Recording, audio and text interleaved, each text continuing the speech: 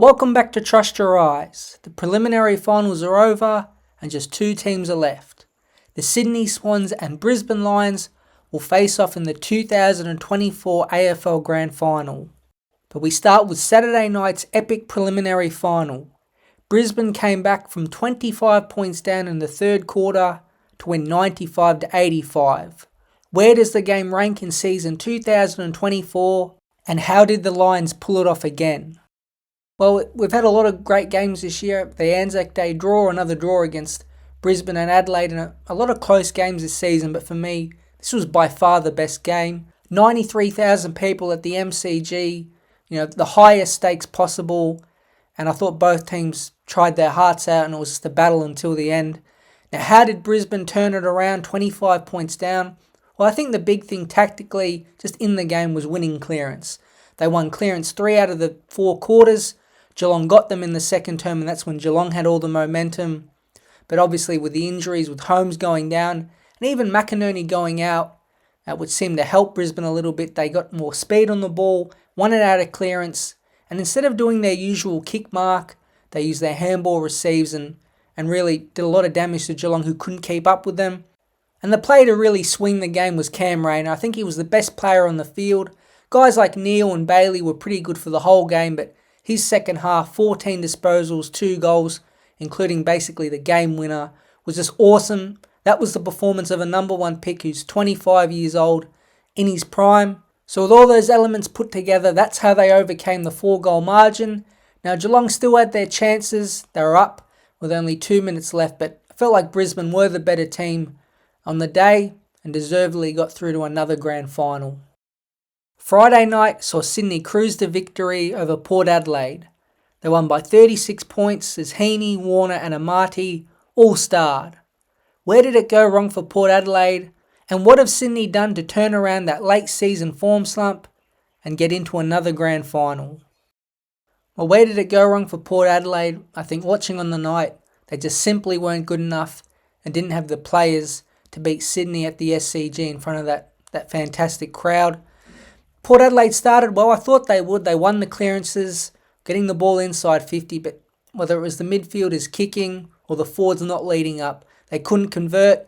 Then some turnovers in the defensive 50 in the middle of the ground really cost them. Sydney swooped in, got the ball forward, and had so many clean and direct entries. And then for the goal kicking things, well, from their first 10 shots, I think they kicked 9 goals, 1.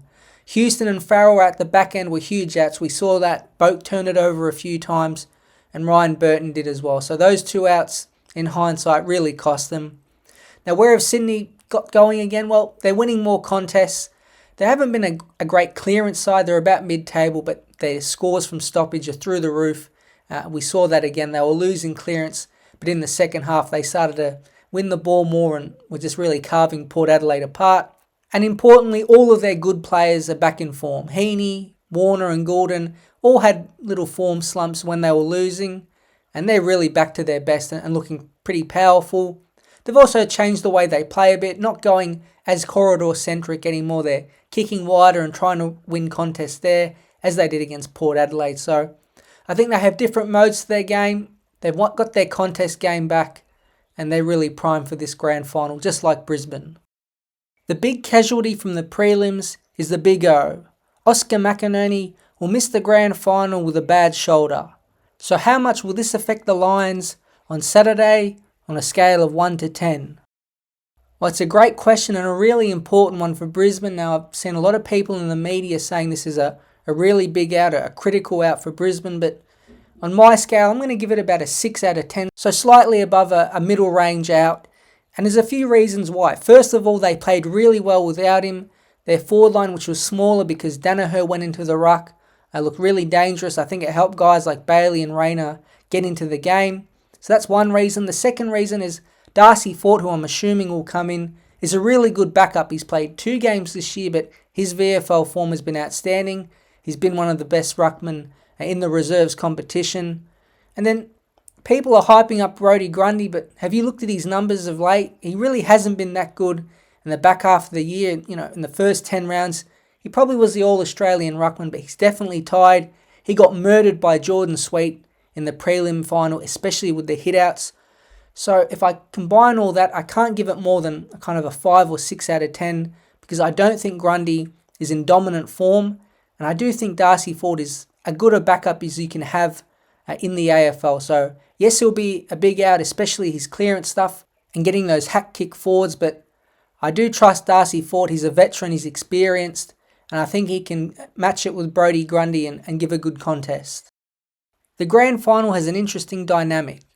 John Longmire has 1 win and 3 losses in grand finals as a coach, while Chris Fagan lost his only appearance last year. Longmire, if the Swans lose, will have lost 4 straight grand finals. From this perspective, which coach is under more pressure? Before I delve into this question a bit more, I think both coaches have a big chance of getting to the grand final next year or the year after. I don't normally say that, but again, we look at the list demographics. Both sides have a lot of young players and a lot of players in their prime, and their veterans are still playing well. So it's not like a bunch of their players are going to leave. So keep that in mind. But it has to be Sydney coach John Longmire. 1 win and 4 losses compared to 2 wins and 3 losses in grand finals is a big difference on your CV. It's great getting there and getting to all these preliminary finals, but everyone plays to be the premiers and to lift up that cup. And he's lost 3 in a row and 2 of them have been really bad blowouts. So I think they're set up probably the best they have in any of those grand finals to win it. So that does add an extra dynamic of pressure, I think. But again, I can definitely see Sydney being back here another 1 or 2 times under Longmire. And with Brisbane, again, there is always pressure with Fagan. He is the oldest coach in the AFL, so we don't know how much longer he'll be in charge of this group. But man, Brisbane have made 6 consecutive final series, and they had an average start to this year and still made the grand final. So like Sydney, with a lot of their players still young and in their prime, you'll think they'll be back, but you have to take your chances when they come around. They didn't last year, they lost by 4 points, so maybe this year is the year. For the prelim losers in Port Adelaide and Geelong, what are some positives in the season, and where does each team go in their off-season? Well, I think for Port Adelaide the positives are clear. Their defence was much better, especially in the back half of the year when they went smaller and just had Alira and Brandon Zerk-Thatcher. They got a lot more bounce out of their defence, and the ground balls in there they secured a lot more, and it was really good. And in the midfield, listen, the more games Rosie, Butters and Horne-Francis play together, the better they'll get. They're playing together near that 50 to 75 game mark, and I think once they reach that 100 game mark playing together, they're going to be probably the best midfield. And maybe mirror what we're seeing with Sydney with Goulden, Heaney and Warner. I think that could be the dynamic for Port Adelaide in the future. For improvements, can they get a key forward? I'm not sure. They may have to take a step backwards next year because they'll most likely lose Boak to retirement and Charlie Dixon. It's hard to see them getting in too many other players. So 2025 could be 1 step backwards to go 2 steps forward. Now for Geelong, the small forwards are great. Sean Mannor's been a find, and they got to a prelim without Tom Hawkins. And I know Shannon Neal wasn't great, but he's still a young player and developing. For them, they'll get in Bailey Smith, really important midfielder. So you have Smith, Holmes and Dangerfield in that midfield rotation. That will work in big finals, especially with the pace in there. So that's something to look forward to. But Geelong, you'd think they'd be back again. They might lose some players. Maybe Mitch Duncan will join Toohey and Hawkins into retirement. But everyone writes off Geelong seemingly every year, and they always find a way, and you probably expect they will again. The Brownlow on Monday night saw Patrick Cripps get 45 votes, smashing the previous record of 36 to take home the award. He polled 7 votes more than Dacos, who also beat the previous record. So what is your reaction to the night overall? Well, at the time of making this, the Brownlow finished about 10 minutes ago. I'm still in a bit of state of shock. Can't quite get my mind around that 45 votes, 9 more than the previous best. Now, I did think Cripps was going to win. I thought he was a deserved winner, spoke really well, but that total was going to be discussed for quite a while. And poor Nick Dacos got 38 votes himself. Just so wild. These guys are voting out of control. I knew early on, probably by about the halfway mark, Cripps was going to win. He overpolled, compared to the models by about 10 up to that stage, and then finished really strong in the back half of the year. And And I think Dacos was a bit of a surprise how well he finished.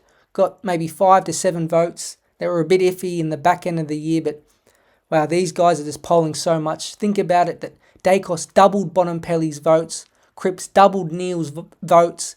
I mean, it's just remarkable. I don't know what to do with it. I kind of feel a bit uneasy that these two guys who had great seasons, if you go on the Brownlow model, have had the greatest seasons ever. So the extra game does help. It's important to keep in mind. But wow, what a wild night of voting. Again, I think Cripps is the deserved winner by far. Spoke really well, was really humble. And we'll see what the Brownlow, what form it takes on in the future, and if any change happens, because 45 votes is a lot. Looking forward to Saturday, it's prediction time. It's a tough grand final to pick, but who are you backing in and why? Well, last week when I predicted the Brisbane and Geelong game, I said I'm going to pick Geelong because of their consistency, but Brisbane at their best is still the best in the whole competition. So I'm just going to trust my gut. I can't make this on kind of tactics or anything like that, because both sides and all the important metrics are 1 and 2 or 2 and 1. So I think Brisbane's best is a bit better than Sydney, so I'm going to predict Brisbane win by 2 goals in a grand final that is one of the best we've ever seen. I really think it could be. It's full of X-factor players who, like Bailey and Hipwood, these guys could be dominant for Brisbane, or they could go missing. And I think you could say the same for some of Sydney's players like Papley, Amati and McDonald. If he plays, they could either perform really well or not do much. So I think there's kind of some volatility in performance possibly here, but that's what you get with those X-factor guys who can be a bit up and down. So I think that adds an extra element. And I just think it's a really good matchup between two interstate sides, something we haven't seen for almost 20 years. I think it's a bit refreshing, really good to watch. Legacies are on the line, so can't wait for it. And again, I do think Brisbane will win by a couple goals. Thanks for listening to Trust Your Eyes for Week 3 of Finals. I hope you enjoyed, and I'll be back soon.